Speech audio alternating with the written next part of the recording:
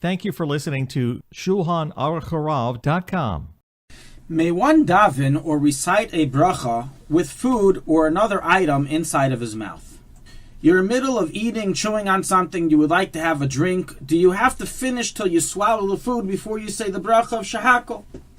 You're in the middle of chewing gum. This gum is lasting a number of hours. Every time you eat something and you want to say a bracha, you have to take out the gum from your mouth. And what about people who wear dentures and have braces, removable braces? Do they have to remove it when they daven or say a bracha? So the Gemara in Brachas 51a deals with an interesting question of what is one to do if he began eating a food and then remembered, oy vey, I didn't say a bracha before I put it in my mouth. Should he say a bracha while it's in his mouth, or should he spit it out?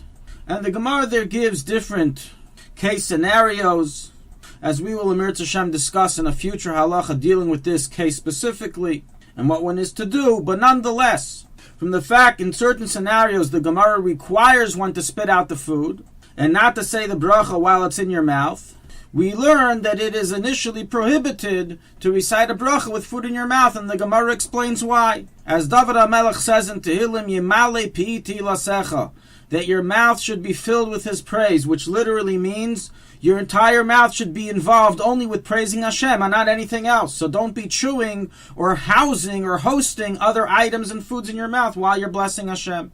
And so is recorded in Shulchan Aruch, in the Mechaber 172.2, and all the Paiskim regarding the above case scenario, one who ate food without a bracha. And thus, halacha l'maisa, we learn from this that it is forbidden for one to recite a blessing or to daven, which incorporates blessings, while food is within his mouth or another item is within his mouth.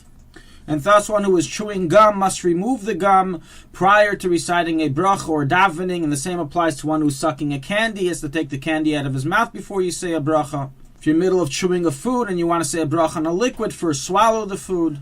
Some are even particular regarding crumbs in their mouth, to make sure that all the crumbs are swallowed or removed prior to saying a bracha.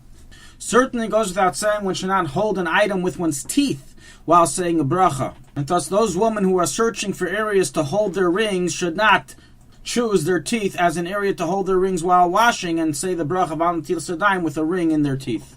The Eish Lavrama Butchach also discusses a case if you have saliva accumulating in your mouth, and it's understood from there that if so much saliva is accumulated that interferes with your speech, then you should swallow or spit it out before saying a bracha.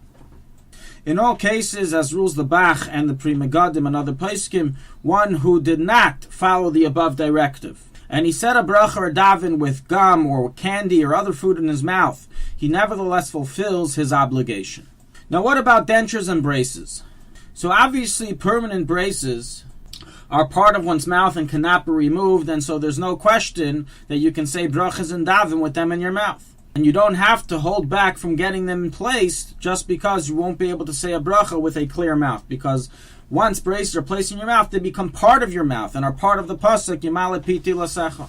However, removable braces and removable dentures preferably are to be removed from one's mouth while saying a blessing or davening if they interfere with one's speech. If they give one difficulty of articulating words, then it interferes with his Yimale pi'iti lasecha and should be removed. However, if it doesn't interfere and it's in one's mouth all the time, then even though it's removable, there is room to be lenient to allow davening or saying a blessing even with it in one's mouth. Though nonetheless, it is best to remove it.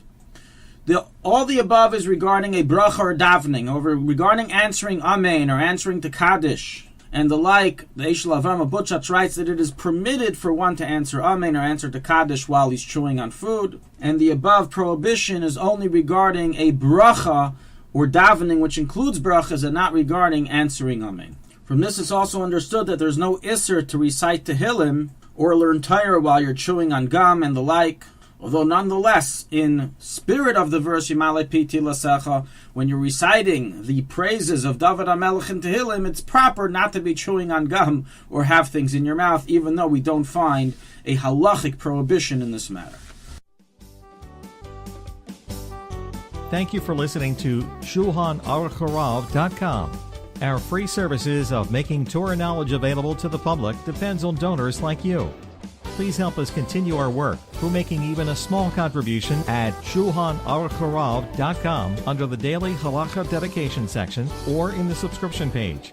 Also, check out our online courses and many Sefarim available for purchase that will both enhance your Torah knowledge and help support our work.